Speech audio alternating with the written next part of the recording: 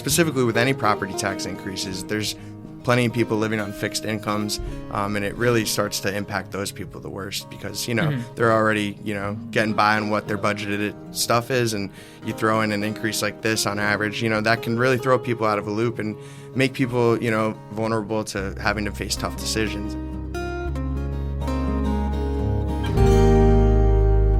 Welcome to So That Reminds Me, Reminder Publishing's bi-weekly podcast discussing Western Mass news. My name is Tyler Garnet.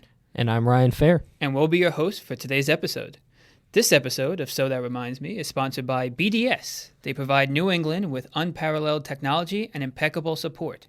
Visit them online at bdsdoc.com for all your print technology needs. On this week's episode, Ryan and I sat down with our colleague and staff writer Trent Levakis, who recently covered the Easthampton override vote and recount vote. But first, Ryan, how are you doing?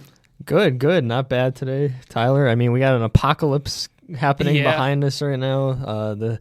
The air index is not very good because of the fires in the north. So that's a very surreal experience. But other than that, I'm doing okay. How about you? I'm doing good too. Happy we're recording this inside, obviously. But we're in those dog days of summer. Obviously, for sports fans like us, yes. It's been pretty exciting between the All-Star Game and Home Run Derby that just took place. The World Cup's finishing up. Yes. The Red Sox were red hot. The Mets are not. So, a lot going on. Yes, I know that is strange to say the Red Sox are red hot. But, no, I'm with you. I mean, it is like that post-4th of July chapter, but not quite the dog days of summer yet. So it's that interesting time of year. But, I've been watching a lot of movies lately personally. I've been traveling. I just went to Citi Field, speaking of the Mets, last week to see my brother.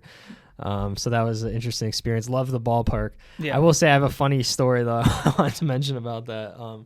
So my brother gets a hot dog there, right? And he comes back to his seat, and he opens the container, and it's just the bun.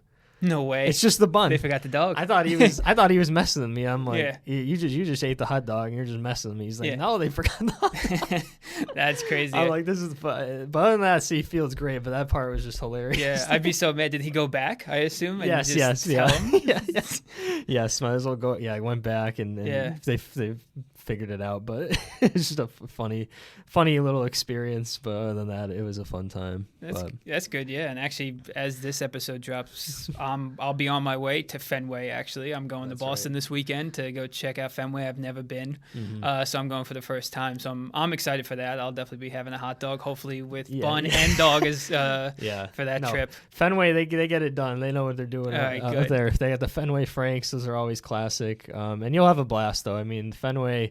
it's very much like a museum nowadays. So when you walk around, you'll see a lot of cool little collectible items and like cool little sections of the park that kind of just tell the history of it. So nice. Yeah, that's what I'm looking forward to. Not that I don't care about the Red Sox, but they're playing the Rays. It's not. I don't root for either team, so I'm kind of more just going to see the ballpark, enjoy some of the food, and check it out. Hopefully, knock on wood, day's looking pretty nice too, which will help. That's good. That is a good matchup though. A good little rivalry matchup too. So you'll see some good baseball, I think. Yeah. But yeah, hopefully you're not sitting behind a pole.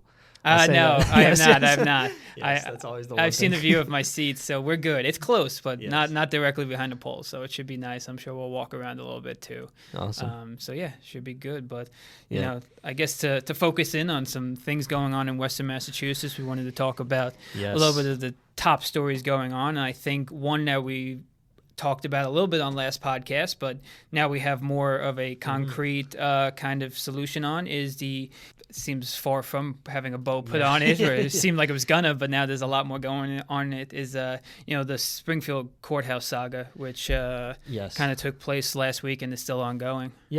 So this has been going on for years, and finally the Division of Capital Asset Management and Maintenance, which has been kind of overseeing this process over the past couple of years, they announced that the new Regional Justice Center in Springfield will in fact be at 125 Liberty Street, which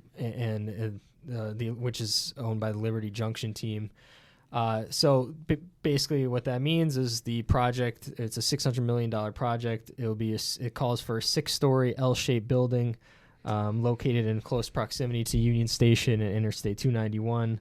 And the currently vacant Liberty Medical Arts building will be demolished, and the new building will be erected across that property. And that's based on Chris Mazza's reporting on that for us.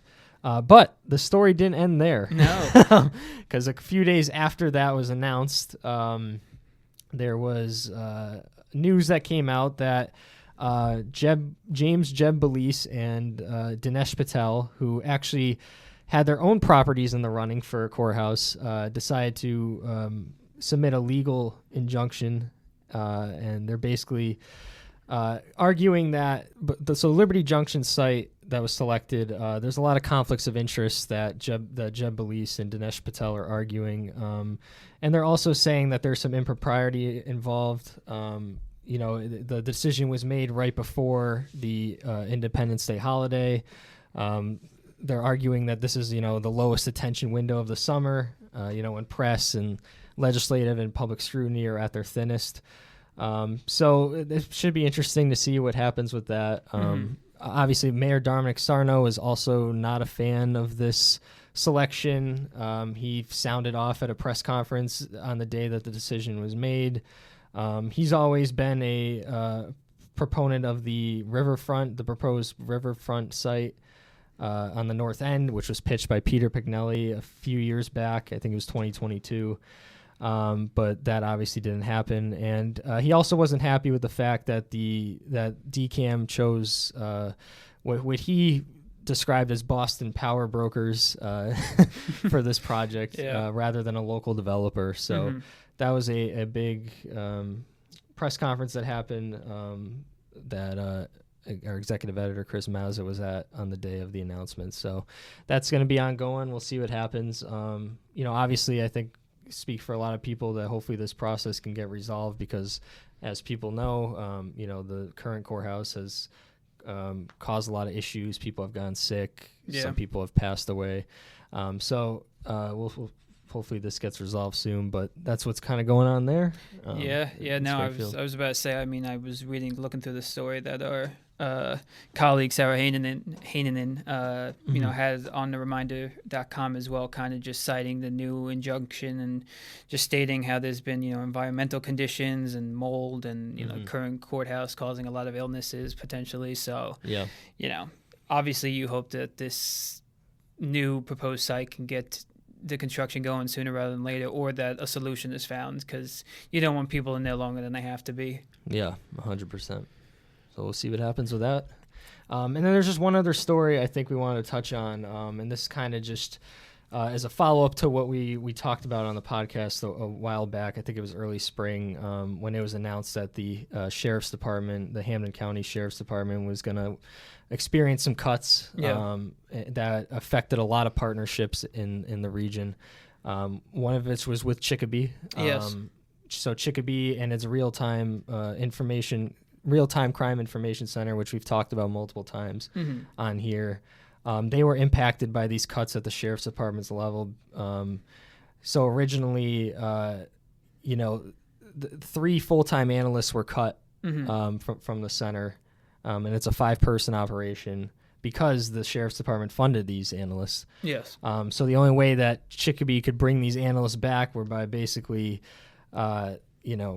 funding it themselves, funding the positions themselves, and that's exactly what they just did. Tyler, I don't know if you wanted to talk about what you witnessed at the city council meeting just recently.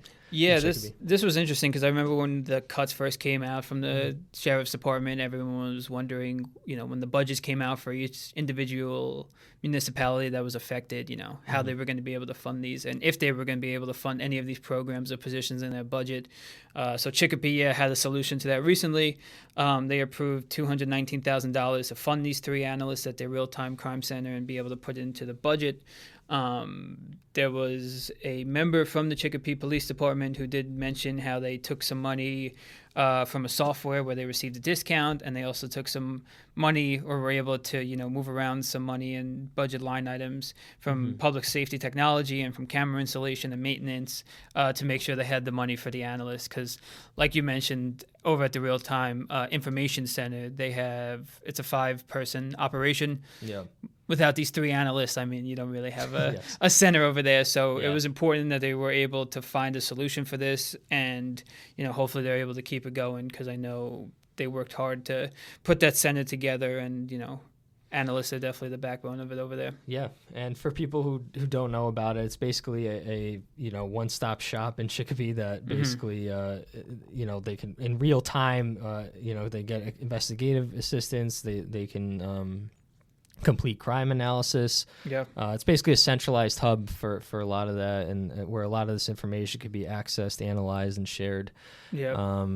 Mainly for like traffic situations, like stuff like that, but other crime situations as well. And Ryan and I were able to tour it, and it was really breathtaking and kind of crazy and scary and cool all at the same time. So I always say it felt like an action movie, where it's like they're they're pulling up the car and the make and model and all exactly. that. It's pretty. Yes, so that's a whole nother debate that I'm sure we could have a whole podcast about. But so those analysts will be funded now. Yes. That were taken out of the Sheriff Department's budget. So that was kind of big news in Chicopee. But that's what's kind of going on here. Yeah, that's what is going on, and everything we talked about, make sure to check out at reminder.com. Yes, reminder.com, and if you get the issue in the mail as well. Yeah. Let's get to our interview with Trent after a few quick messages. We get it. You're busy, but you want to be connected to your local community. If you're not reading The Reminder, Western Mass's free weekly newspaper, you're missing out on the heartbeat of your town. Stay in the loop with all the latest buzz, from local stories to community updates and exciting events. It's all in The Reminder. Just log on to thereminder.com and dive into the hometown news you love. To subscribe to receive The Reminder at your home, call 413-788-1316. Don't miss a beat. Your town, your stories, your community for over 60 years. The Reminder. We are hometown news.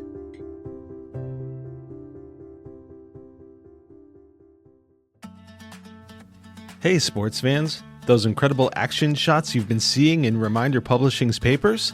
Well, now you can take them home. Reminder Printworks is making your favorite local sports photos available for purchase. The big plays, the big wins, the moments you'll never want to forget. Whether it's your kid's game-winning goal or a hometown champion lifting the trophy, those memories deserve a place on your wall. It's easy to get into the action.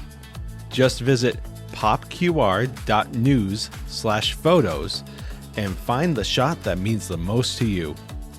Don't let the great memories fade. Get in the game today with Reminder Printworks. All right, and we are here with our colleague and staff writer, Trent Levakis. Trent, how are you doing today? Thanks for joining us. Yeah, thank you guys for having me. I'm doing great, as always. I'm happy to be here and making my podcast debut. Yes. Absolutely. Well, we're excited to have you. As we just kind of passed the Easthampton override recount vote. Obviously, we had Derby on not too long ago to talk about it, but we figured we wanted to have you on this episode to kind of get your point of view on everything that went down with the override vote itself, with the recount vote. But before that, do you want to tell the listeners a little bit about yourself, your time at the Reminder so far, and kind of where you cover and everything like that? Yeah, absolutely. I've been with the Reminder since the fall of 2021 now, which is crazy to think about, coming up on 5 years. But I started mostly covering Holyoke, kind of bounced back and forth between Hampshire County. Now I've been permanently back in Hampshire County, covering Northampton and Easthampton for the last 2 years or so. But yeah, it's been a blast with the Reminder. It's been really cool to be able to connect not only with the whole Western Mass community in different aspects, but also just as a kid who grew up in Westfield, it's kind of funny to kind of like pay closer attention to the news as, now we're adults and everything, and kind of just learn about how this community operates and everything. So, I'm happy to talk about this override as well today. That's definitely been some good stuff. Yes. Yeah, so let's set the scene, Trent, because you've done an excellent job following it. Easthampton, the voters vote for the $6.9 million override on June 9th. It saves a bunch of city services. However, this recount is triggered by a couple groups, which I'm sure we'll get into in a second. and the recount happens on July 2nd. What ends up happening is it confirms that the vote still passed, or the override did pass. But you were there, Trent, for several hours at Easthampton City Hall, watching this recount happen the day before the 4th of July holiday. So you were a trooper doing that. And what was that kind of experience like, being at that, witnessing? I think one of the Board of Registrars said it was history, which it was kind of history for the city. So how was that experience for you across those several hours? It was definitely a very unique and cool experience. It was eye-opening too, just to another, the process, the procedure behind certain things. Yeah. Like you said, it took some time, but it was done with care. I believe one of the Board of Registrars members mentioned that the last recount the city actually had to have been at least the early 90s. Nobody really could remember the exact date, but it'd been quite some time. And so, I got there, and it was pretty packed in there. Like, the community not only showed up to witness it, but there was also a lot of active municipal workers involved. Basically, the setting up where the City Hall chambers essentially are, they had a line of tape up for press and the public to stand and witness. And then they had 10 tables set up with about 2 people at each table. Each of these people were then tasked with kind of cycling through all the ballots, organizing them through this first process, which led to another process where they took the organized votes and then recounted officially. Also, part of this was there's a group of observers, basically, who were made up of members of the 2 committees or groups that kind of triggered this recount. That's the Easthampton Republican Committee and Easthampton Active Citizens. Members of those groups and members of the city and public in general who volunteered to do it would then witness kind of the process, flag any, contested ballots, which in that case, the ballot would then go to the Board of Registrars, who are in the back of the room. They would review the ballot and ultimately make a final determination. As the assistant city clerk put it, their word is law at that point. Wow. So 7 ballots ended up getting contested over the 6,392 total ballots counted. All of them ended up being no votes. The vote tally barely changed at the end of the day, but it did kind of cut the margin down slightly. And so it was definitely an interesting process overall.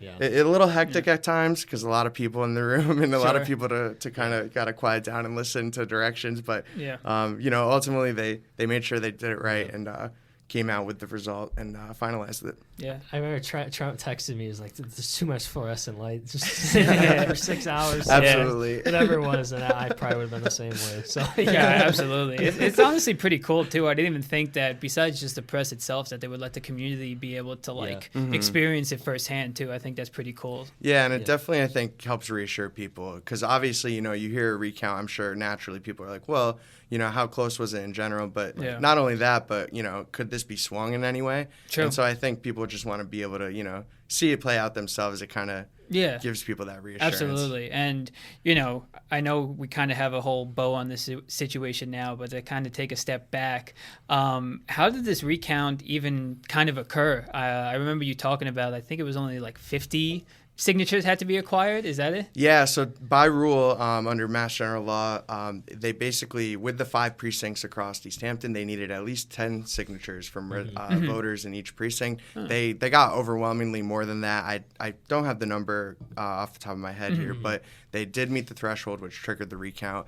And interestingly enough, speaking with Kathy Wazinski, who is the head of the Easthampton Republicans Committee and the founder of Easthampton Active Citizens, she explained that some claims started coming up from voters in the city of mail-in ballots that were missing the ballot themselves or just never receiving their mail-in ballots. Gotcha. So with those claims in mind, she went to the State Elections Division, who informed her that in order to get those things kind of further investigated in any way by the state, they would have to trigger a recount because the recount falls on the municipality itself. Gotcha.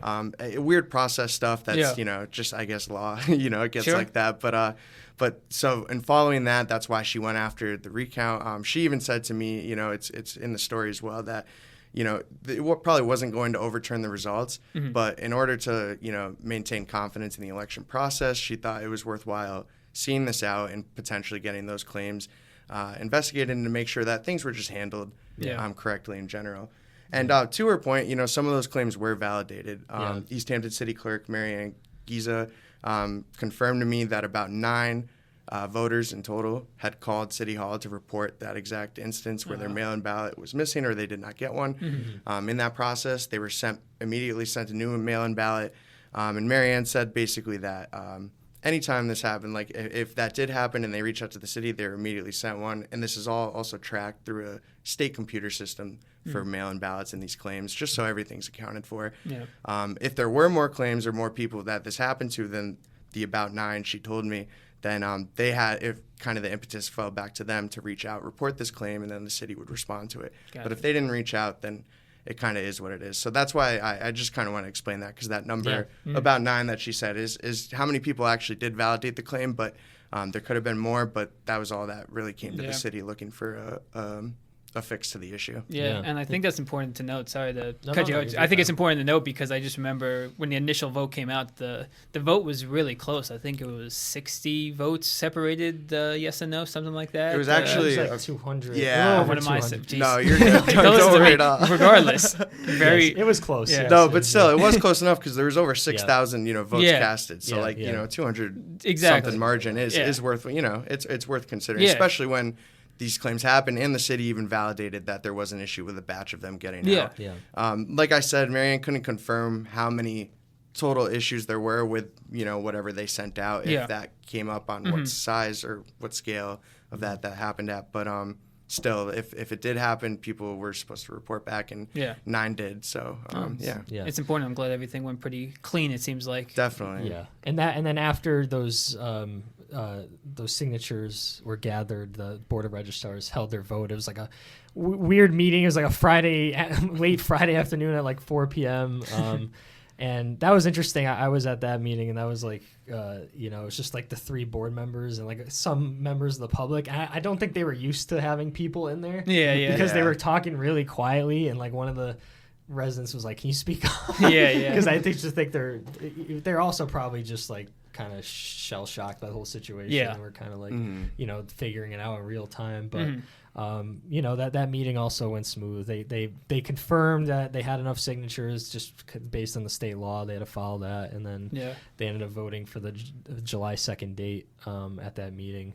That was an interesting experience too, and it was in a very small conference room. It wasn't in one of the big rooms in City Hall.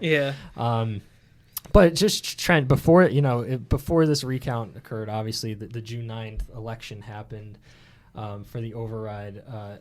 Can you talk like a little bit more about kind of that initial lead up to the tax override vote, and kind of how the city got to the point, like what was in jeopardy of being cut at the time? Yeah, so they were facing pretty drastic cuts, and I know, Tyler, you obviously just covered the stuff in South Hadley, which is very present, I think, on everyone's minds in Easthampton while this was happening, because Mayor Derby kind of first broached this potential outcome shortly after South Hadley had kind of denied their override vote. And so basically, if the override had failed, they were looking at least 35 positions cut across all schools, which is obviously pretty devastating. And then not only that, they were going to have to cut a lot of positions off of other city departments just because of kind of the situation they were in.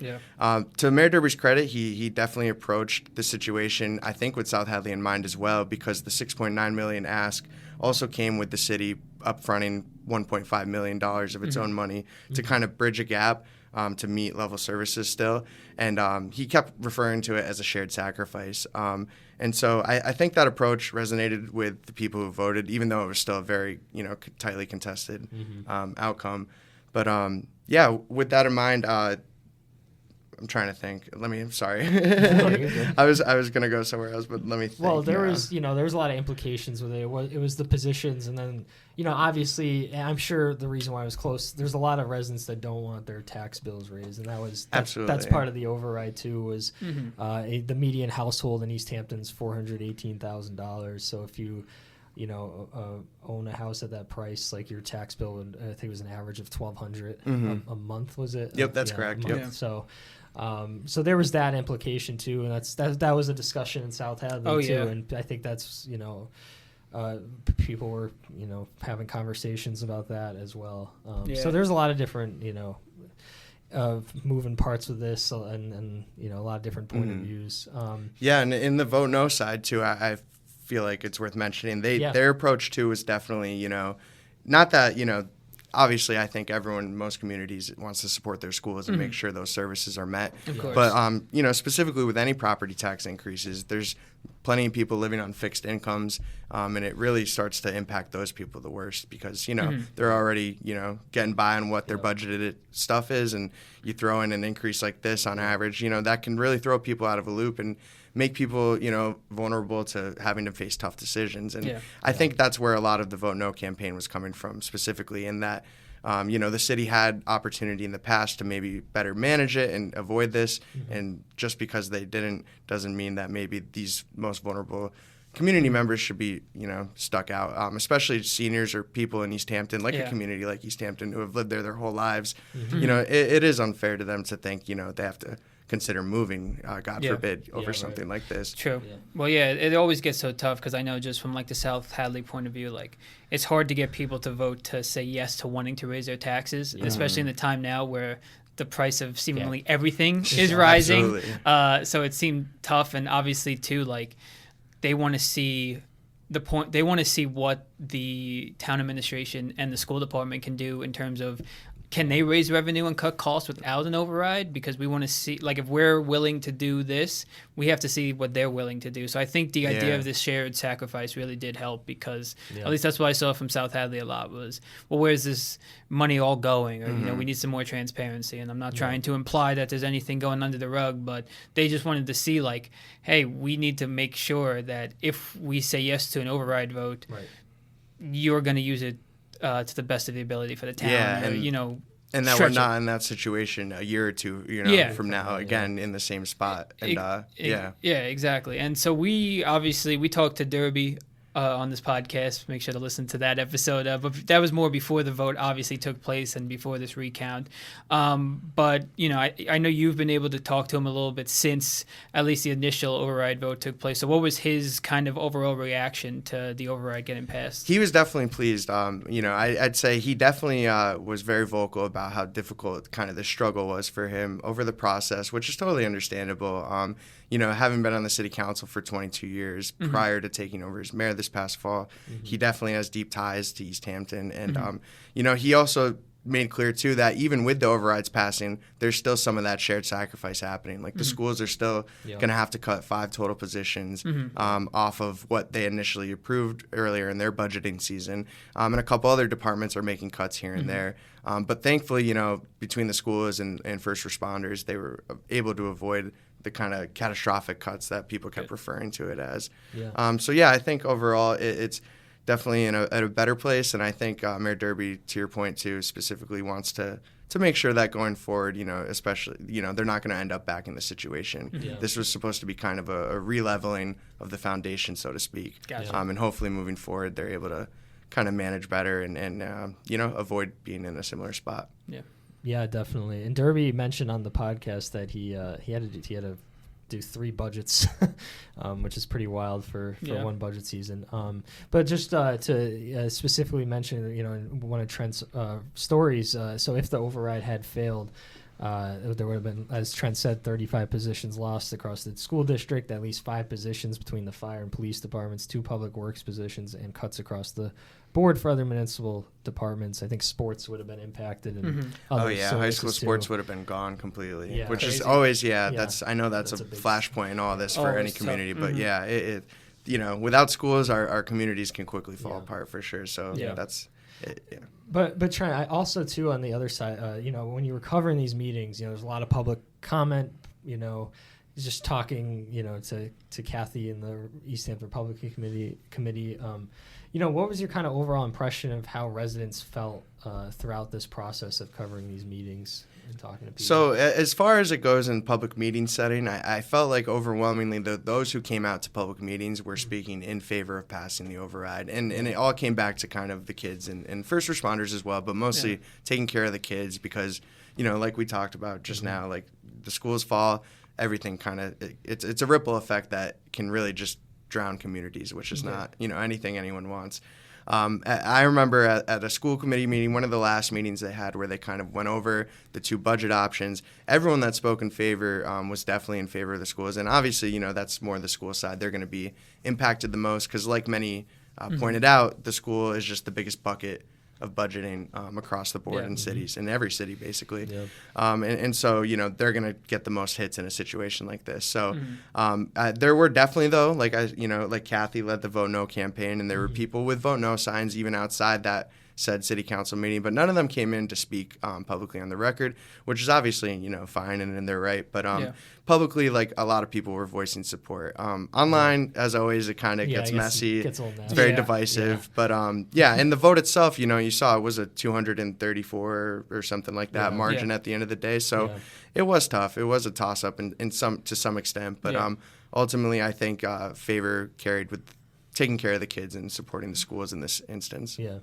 And now that we kind of have the final vote and everything, has there been any indication from the city that this will kind of steady the ship for years to come? I know you mentioned that Derby said this is more of a foundational point. That's basically the plan. It's going to, and Mayor Derby has talked about trying to kind of come up with new ways of creating revenue in the city, whether that's like liquor licensing, whether that's more public events that the city's involved with where they can raise money.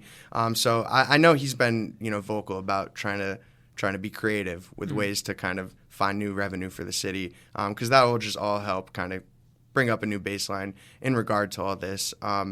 I believe, I believe off of what we were talking about, they probably won't be in a situation like this next year, but maybe the year after they'll be facing a similar thing where, they're going to have to decide again on certain cuts or potential, override stuff. But hopefully the plan is to like reassess, reset, and kind of not be in a spot to be like that again. But it's going to come down to, a lot of factors, of course. So only time will tell to some extent.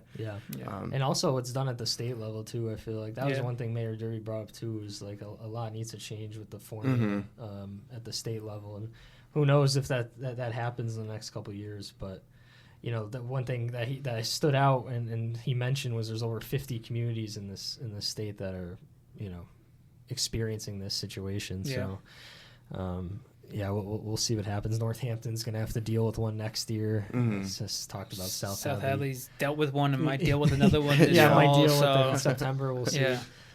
So it's just it's a crazy situation. But is there anything else, Trent, that you wanted to add that you think listeners should know with this situation at all?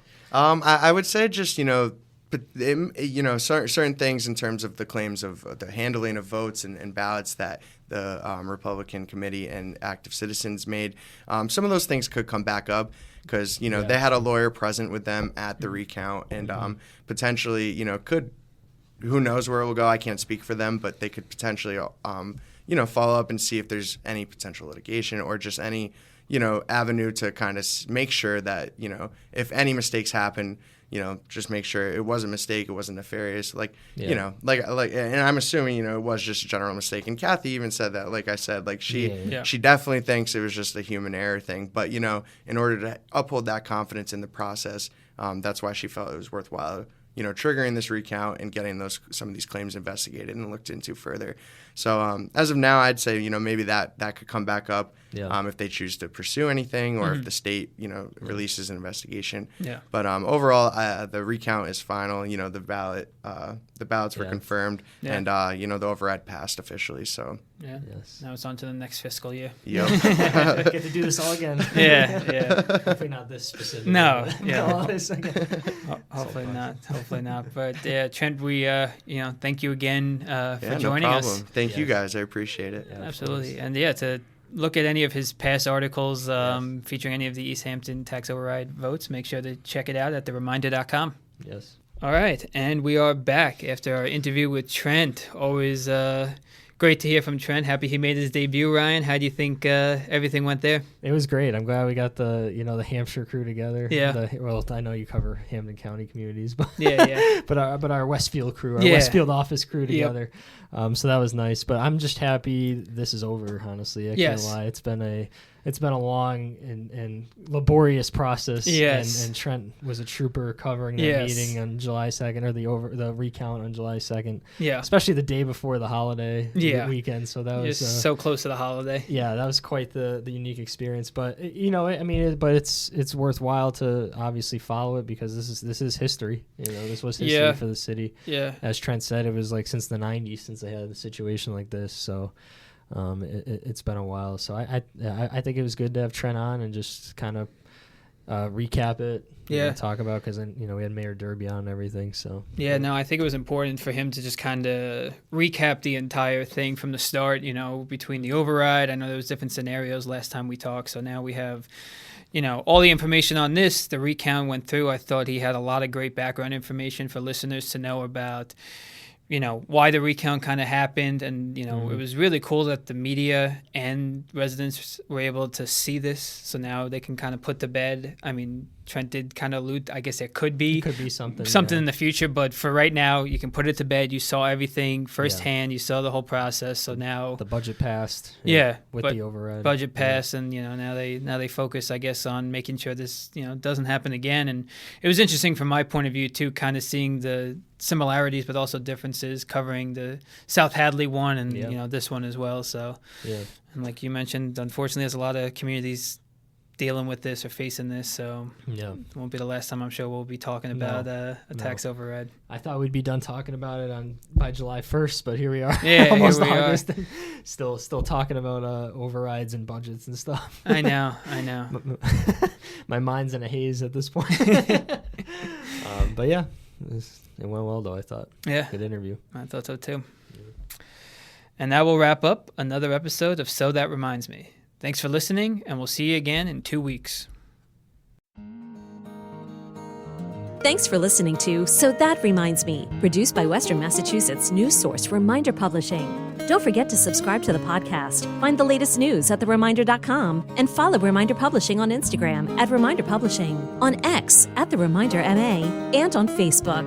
Reminder Publishing, we are hometown news.